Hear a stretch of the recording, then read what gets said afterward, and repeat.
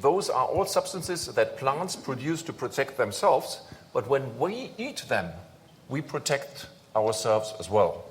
Tehát ebben a dologban az a csodálatos, hogy ezek az anyagok, amiket a növények előállítanak, hogy saját magukat megvédjék, amikor mi elfogyasztjuk őket, akkor minket is megvédenek. And one of the most known polyphenols is this Epigallocatechingallat. Can you translate that to Hungarian? Try. Azt szoktam mondani, hogy EGCG, mint hogy EGCG-re. No? So, Epigallocatechingallat is the main ingredient of green tea. Jó, tehát a zöld teának a híres összetevője, ez az Epigallocatechingallat. And what was so funny about this now? My pronunciation. Okay. So green tea is widely consumed in Japan and in China, and it has a second name there, and the second name is long life tea.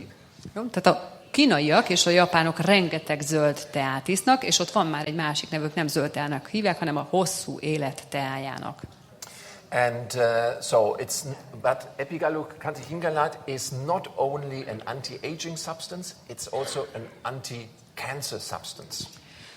Az EGCG nem csak egy öregedésgátló összetevő, hanem egy rákellenes összetevő is. And here I want to put in just a small personal anecdote. Jó, ide szeretnék egy kis személyes anekdotát befűzni. When I was a young student, I was writing my thesis about certain kind of blood cancer, plasmacytoma. Jó, tehát amikor én diák voltam, akkor én a vérrákról írtam. And at that time there was a leading professor in Germany, Professor Hunstein in Heidelberg. And he was the most well-known hematologist in Germany, and Heidelberg is the best-known center for oncology. És volt egy professzor, aki abban az időben a legismertebb hematológus volt. So Hunstein was worldwide known as a hematologist, and then when he reached 67, he had to retire. That was in the beginning of 2002, I think. Tehát ő a világon egy nagyon ismert professzor volt, egy tudósa ennek a területnek, és valamikor 2004 körül nyugdíjba vonult. And then after 1 year he felt tired, he felt somewhat exhausted, he felt deep. And he even thought that he had a depression because he had to stop working. És egy évvel később, hogy nyugdíjba vonult, nagyon fáradékonynak érezte magát, és az volt a benyomása önmagáról, hogy depressziós, mert hogy ő most nyugdíjba vonult, és ez jön ki rajta. But in fact, then he went to his institute, had his blood checked. És ő bement az intézménybe, a saját intézményébe, és megnézette a vérképét.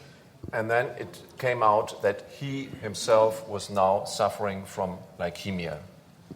És akkor derült ki, hogy leukémiában szenved. And he was not only suffering from leukemia, but he was suffering from a rare form of leukemia, which was extremely aggressive and so on. So, he has picked the worst part of it.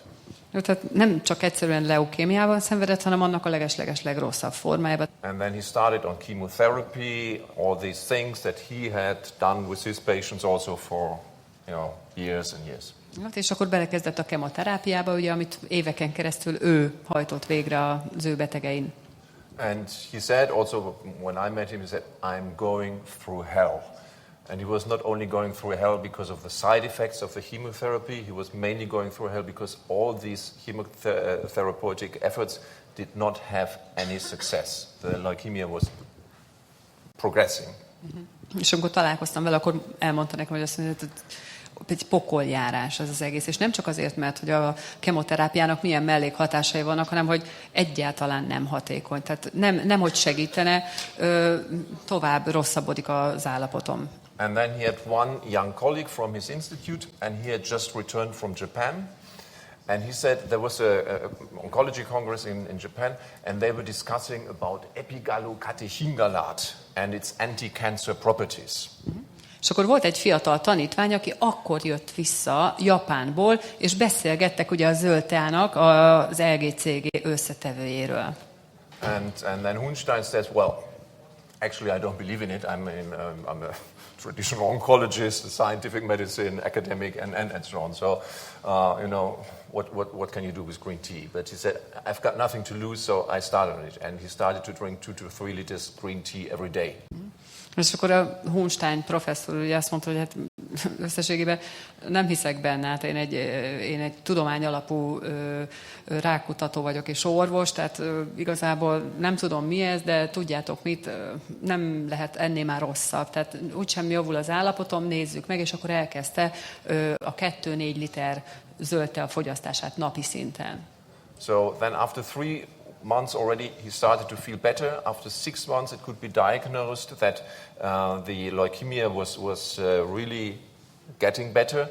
And then in 2007, he could officially announce that he was disease-free. Wow. Tehát 3 hónap elteltével jobban érezte magát, 6 hónap elteltével már ki lehetett mutatni a diagnózisán is, hogy javul az állapota, és 2007-ben pedig gyógyultnak nyilvánították. And then he said, actually, I want to publish it, but I don't dare, because I'm a scientist. If I publish a study in a scientific paper on Epigallocatechingallat and green tea, and I proclaim chemotherapy didn't heal me, but green tea, they will all laugh at me. És akkor ugye először arra gondolt, hogy ezt publikálni kellene, de azt mondja, nem érdekel, nem fogom megtenni, mert hát én egy tudós vagyok, és itt a kemoterápiát javasoltam mindenkinek, hát ki fognak nevetni, hogy utána pedig egy zöld teáról beszélek. But he published it anyway, but he wrote it anyway. It was published in Blood, which is the most prestigious paper in this area. And actually, because he had this high reputation, the paper really caused a lot of interest in the scientific world. And many people then started to do further studies on Epigallocatechingallat.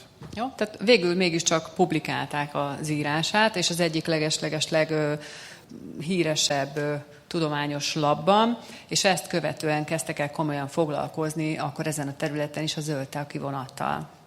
And a year later, there was even a big article in Nature, and Nature is the most prestigious scientific journal worldwide.